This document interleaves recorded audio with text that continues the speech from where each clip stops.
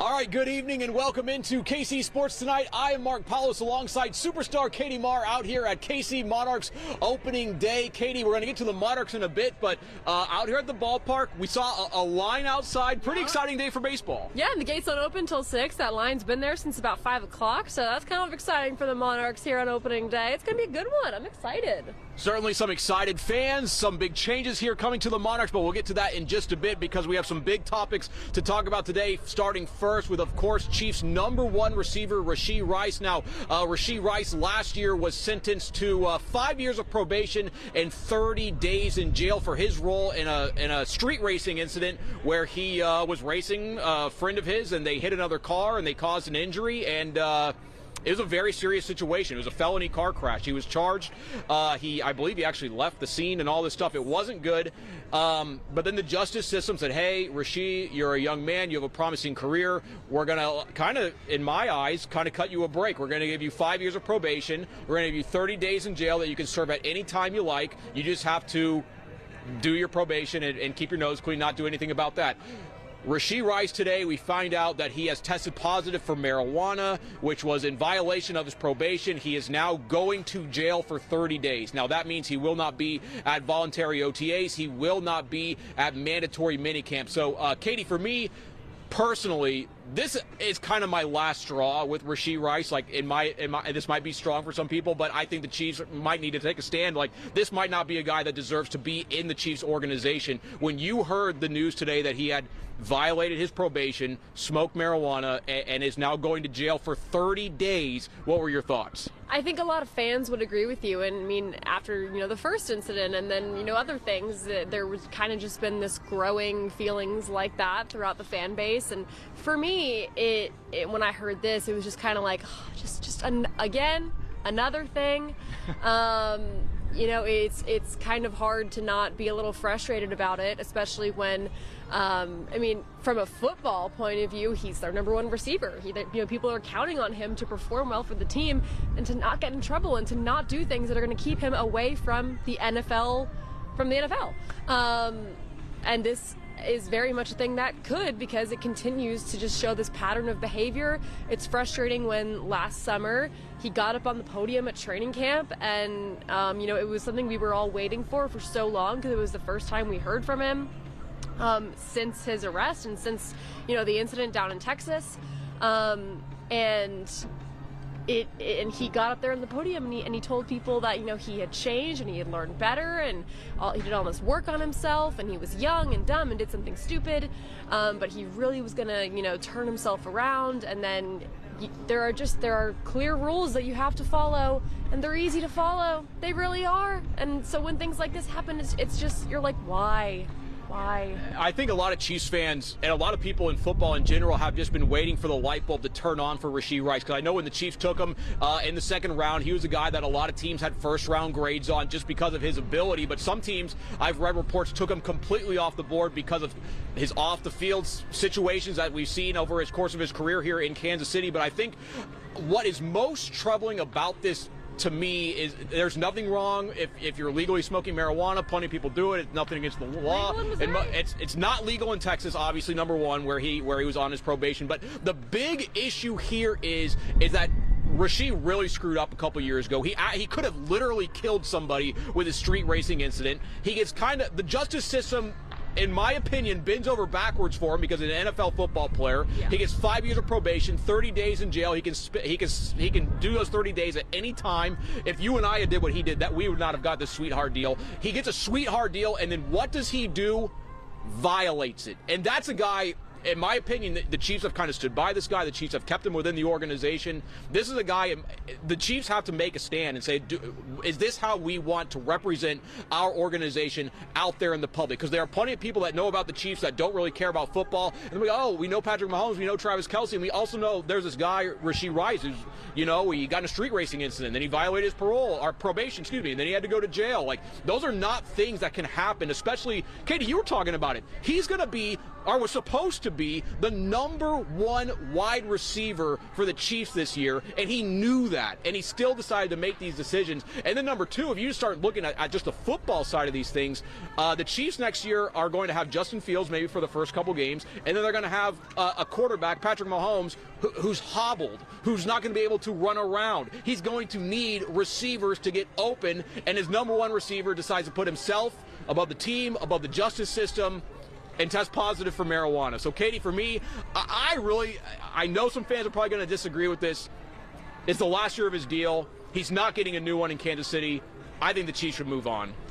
I mean, another thing to look at is, speaking as someone who, sees social media comments, and I'm sure plenty of, the viewers watching do as well, and you do as well, the rest of the NFL makes fun of Kansas City for this, for having, they make the jokes, the driving jokes. They make, the jokes related to this. When you have players who continuously get in trouble with the justice system, it's a bad look on your team. It's something that other fans make fun of with the Chiefs, and it's just true. It's unfortunate to say, but it is. And like you were saying, he got a sweetheart deal, and that is what I think so many people are aggravated about, simply because if he wasn't an NFL star, he would not have gotten this bare minimum thing that he had to do for a very serious thing, and he couldn't even do that right. And that's where I think a lot of the frustration from all across the country is going to come from. And I don't really want to kind of make light of this whole situation. Like, it's not like Rashee is barred from going to the Chiefs facility for 30 days. It's not like Rashee just has to stay at home for 30 days. Rashee Rice is going to jail for 30 days. If any of us in our lives knew someone that was going to jail for 30 days, we'd be like, buddy, we got to get the train on the tracks here. Like, we're not going to jail. That's not what we do here. But Rashee Rice, when he knew he was on probation, 5 years of probation, decided to smoke marijuana, might have thrown his career away because he's going to jail. And, it is what it is. You don't escape the long arm of the law. And, all right, we're going to leave it at that. We kind of made some... You don't escape the long arm of the law, especially not in Texas, that's for sure. Hey, I married a woman from Texas. That's what I found out. So, all right, that's a look at that. Now, football-wise, we're going to stay on this topic because today, Katie, the city of Nashville was awarded a Super Bowl. Now, we were kind of talking about this a little bit. What do you think? Can you tell us maybe some details about that, and then how will that impact, you think, Kansas City? Because I know Kansas City, Clark Hunt, the Chiefs, they really want to bring a Super Bowl here. They're building a new stadium not far from where we're standing right now. What are your kind of thoughts on maybe the ripple effects of this announcement that the Super Bowl is going to Nashville? Yeah, the good news is that this is only 2030. So, when you look at the stadium that's going to be built here, it's not going to be ready until projected 2031. So this is not, taking away any prospects for Kansas City. But it's just another, the difference between Nashville and Kansas City is, Nashville's a bit warmer than at that time of year than it is here in Kansas City, which I know plays kind of a big role in where they select these Super Bowls to be. But this new stadium here in Kansas City is supposed to be domed, which is also going to play a big role in their chances of getting one. It kind of, falters some other things like fan experiences outside of the stadium.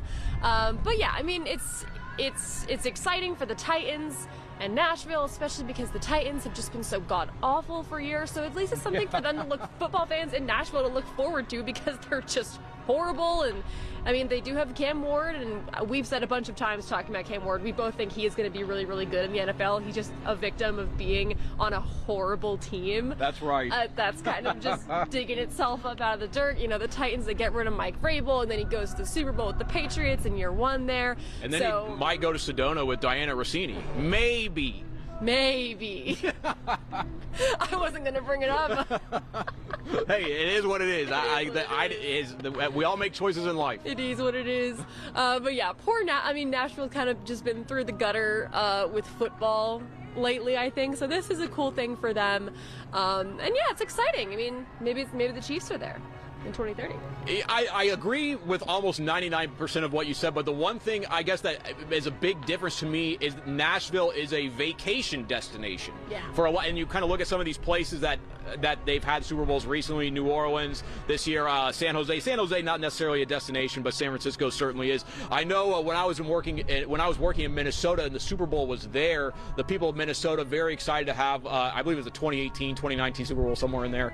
But it was so cold outside, and Minneapolis isn't necessarily a vacation destination. I think people quickly realize that's probably the last Super Bowl Minnesota was ever going to get, because when people come to the Super Bowl, like the NFL, I mean, Katie, you've been for a Super Bowl week. Like, it's not necessarily just about football. It's about expanding the NFL, making the NFL seem cool, making the NFL seem open to all new audiences. Nashville would give the NFL the opportunity to do that. Now, would Kansas City do that? I'm not sure. But what I do know is Clark Hunt has wanted the Super Bowl for a long time, and he's checked every single thing off the box to host the Super Bowl, except build the Dome Stadium. But he's about to check that one off because that's what he's going to do. So the only thing the Chiefs have going for them in terms of what can get them that Super Bowl, apart from, the Dome Stadium that they're going to build and all that, because they have the weather working against them, the only thing that is going for Kansas City is global warming. Because let me tell you, I went to both Arizona and Las Vegas Super Bowls in 22 and 23. The Chiefs won back-to-back. And it wasn't super warm there, like in either location. Like, I think there was one really warm day of the week when I was in Arizona. It was like 70 degrees. That was the only day that was like that all week. Like, I was wearing jackets. I didn't pack enough because I thought, I was under the impression it was going to be warmer. And then I was cold. And then even in Vegas, like, I think there was like this weird curse, and I think a similar thing happened in New Orleans last year. I wasn't there, but you were, so correct me if I'm wrong. But I feel like there's been this curse of like these kind of warmer locations that the week of the Super Bowl, Mother Nature is like, actually, let's just bring it down 20 degrees from the average. I was freezing in Vegas, and I didn't bring a coat because I didn't think I had to. So I say that because, you can pick a warm location. The NFL could pick a warm location and hope for the best, but it's not always warm. So that is, I think, one thing that KC has going for them.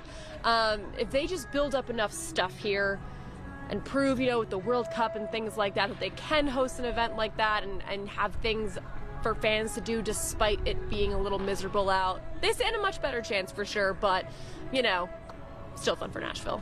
Yeah, fun for Nashville. Well, hopefully it will help us here in Kansas City. We would obviously love to host the Super Bowl. We obviously also know the good people of Kansas City, you guys out there, whenever there's a big event in Kansas City, we all love to put our best foot forward. We always put on a show. I think about the All-Star game in 2012, 2013, whenever that was. The Royals were terrible, but when they brought that game here, Kansas City really showed out. So if the Super Bowl comes here, Kansas City would show out. We'd be really excited for that. Now, we're good on that one?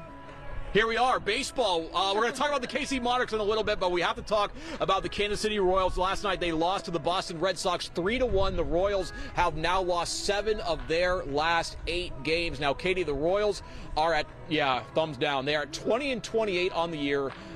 Now, I kind of want to frame this discussion a little bit just as a Kansas City sports fan, because I feel like the Royals potentially are really, if they don't have a good homestand, they could get on the back burner, because right after this homestand, they have 9-game homestand. It's Red Sox 3 games right now, then Mariners, then Yankees. Yes. After that, the World Cup's going to be right on our doorstep. Right, everyone's going to start talking about that, and then right after that is going to be training camp, and everyone's going to be talking about, is Patrick Mahomes going to be ready for the Week 1 Monday Night Football game? How does Justin Fields look? So all that to say, I think personally, if the Royals don't get the show on the road right here, if they don't have a strong homestand, Kansas City could stop caring about them for this season. Do you agree or disagree? I do kind of agree with you. And that's mainly because of the World Cup. I think, if it weren't for the World Cup, I think they would have another month or two before, things become Chiefs in that early August, late July type of timeline. But we can't understate enough how massive the World Cup is going to be, and there's going to be things to do literally everywhere, and so many people to see. Fans at home, viewers at home can say all they want that it's going to be a flop, and that's what we're hearing, and all this stuff. But we still have Argentina coming here, we still have the Netherlands coming here. Those fans show up in the thousands, and they are going to here in Kansas City. This could be Lionel Messi's final World Cup. People are going to show up in the thousands. It's going to be huge here, and if the Royals don't take this homestand, which, it's a big homestand because, next week they host the Yankees, which every time they host the Yankees, there's always more people in the ballpark, always people, even as Royals fans want to come out and watch them play the Yankees and hopefully beat them. Big draw. Yeah, and it's Memorial Day weekend and all that stuff, so I totally agree with you. They are very much at risk of, right now they're 7 games back, I believe, in the AL Central. The Guardians are up at top with 27 wins right now, and the Royals only have 20, which is not good. There's a fly on the mic, which is not good. And they need to use the power of being at home, because we know they haven't exactly been great on the road this year either. So they need to take advantage of this homestand, or otherwise they're going to be in a hole that, we've said April doesn't kill you, May can kill you. They're on the verge. And they always say, wait till Memorial Day until you judge the baseball team. Well, Memorial Day is right around the corner, and we're kind of seeing who this Royals team is. And I think a lot of fans are just so frustrated with this team because they saw last year the struggles on offense, the runners in scoring position woes, just the team last year, 82-80, they were a solid group. Were they good enough to make the playoffs? No. Were they good enough to contend for the division? No. And then what did the Royals really do this offseason? Did they make big additions? No. They just kind of hope for, Lane Thomas to be a savior, Isaac Collins to, be a great.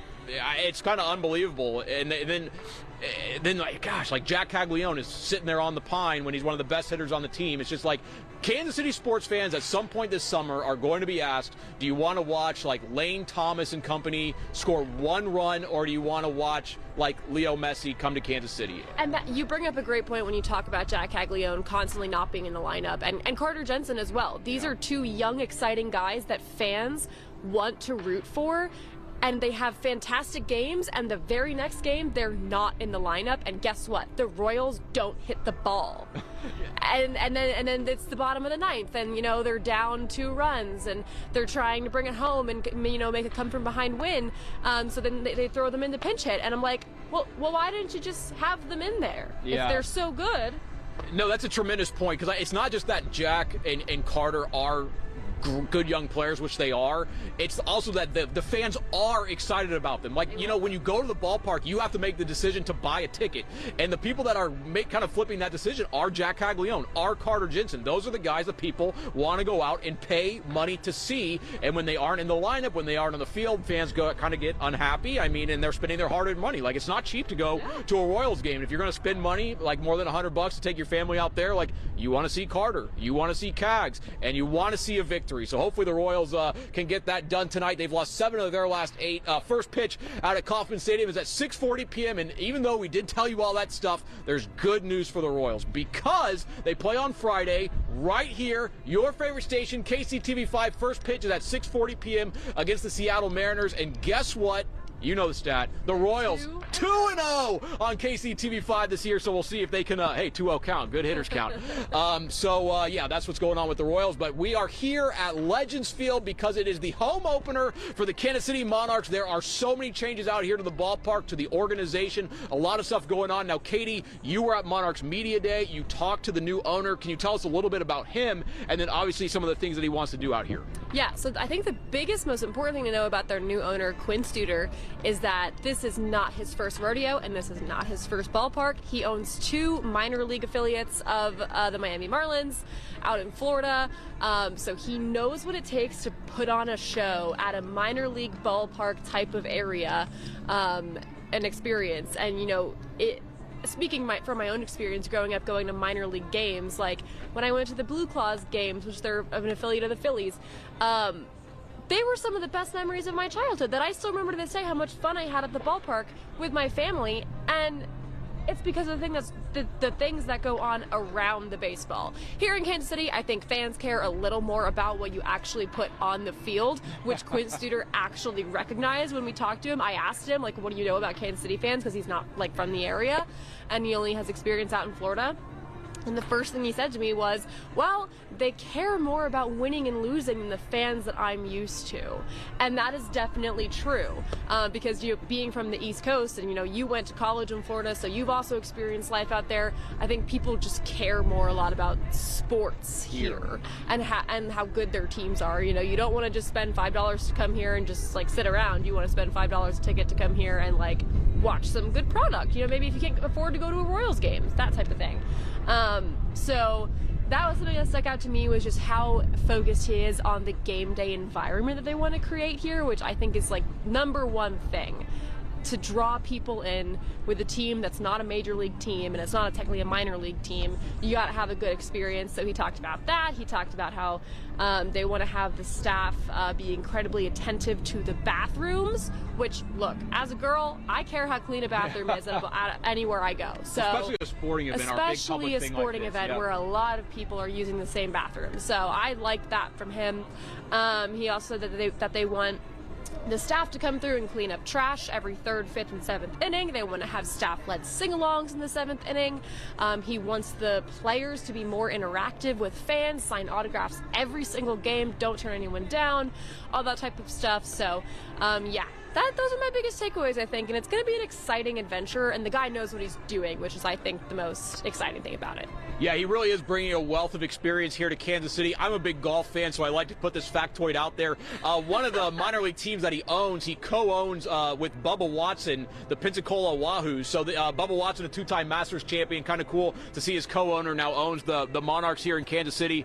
There is actually a line gathering outside the gates right behind home plate, so there are a lot of people here that are pretty excited to see this game. But one thing I do want to say is we just talked to team president Jay Heinrichs probably about an hour ago, and one thing that he wanted just to let us know, because it's a big deal out here to the Monarchs, is they really want to emphasize that player to fan interaction. They want people to come out to this ballpark and be able to, because you can go to the Royals, but you can go to wherever, but what's going to make the Monarchs different is that you'll be able to talk to the fans, you'll be able to get their autograph, you'll have more interaction. A very, very cool deal. So exciting times out here. They're now painting the, I don't know if you guys can see this, I might back out a little bit, but they're actually painting the batter's boxes right now, getting some chalk on the field as they really get ready for a big day of baseball out here. So first pitch of the Monarchs against the Chicago Dogs is going to be on our sister station, KSMO. A cool thing that we're doing on KSMO this year is bringing you every single Monarchs home game for free over the air. We're going to do that this year on KSMO and also in 2027 on KSMO. So